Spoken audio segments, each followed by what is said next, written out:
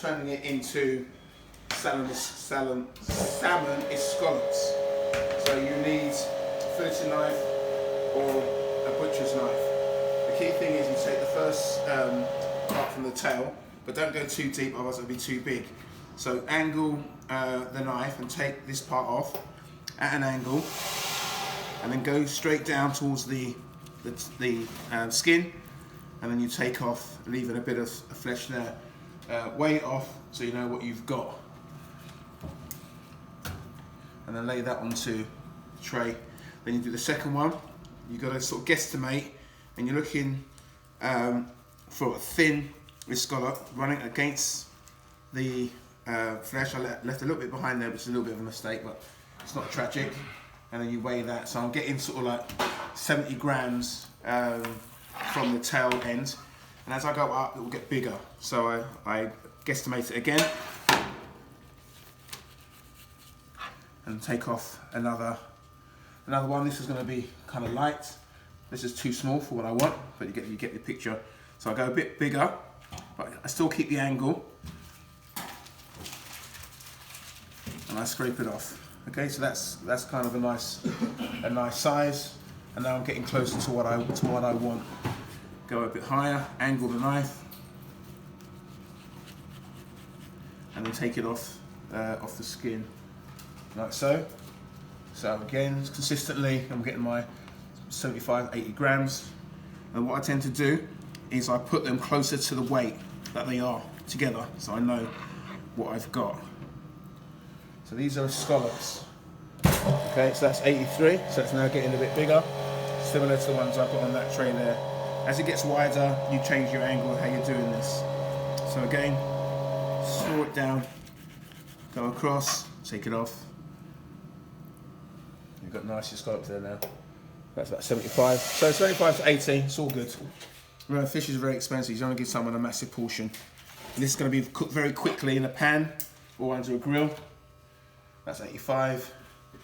So I'm now going to go across here. So always on the slant. 67, that's a little bit under. So I've got to try and go a little bit bigger on this one.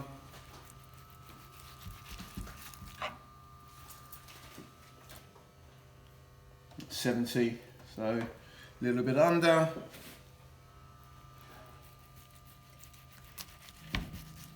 If you use a butcher's knife like this, it's a little bit easier.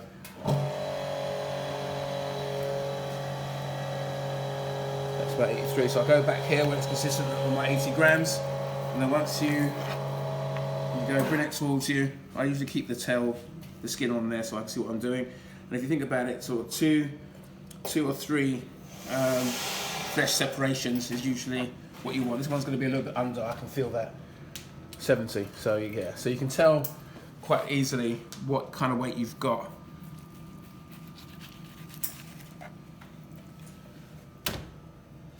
That's 89, so that goes with the 80s again. And you can see that's getting bigger, so I've got to be very careful how much I take off.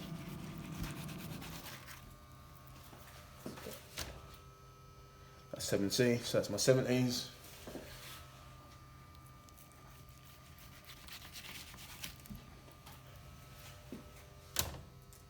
$75.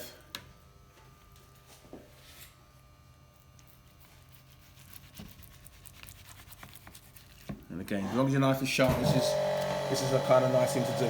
71. And what I normally do is just see how much I can get out, and I'll just weigh it. And that's about 180 grams, so I can probably get two out of this. Maybe one's not usable. But everything is usable in food for something, so I'm going to go and take 2 out from here. So you see this how small that one is, and then I'm going to take this one off there like so.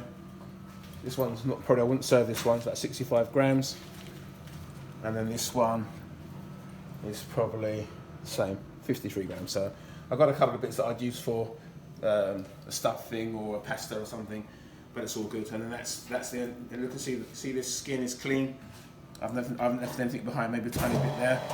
but I wouldn't worry about that too much. But if I was going to be funny, then I might see if I could take it off and then use that again, put it on the tray.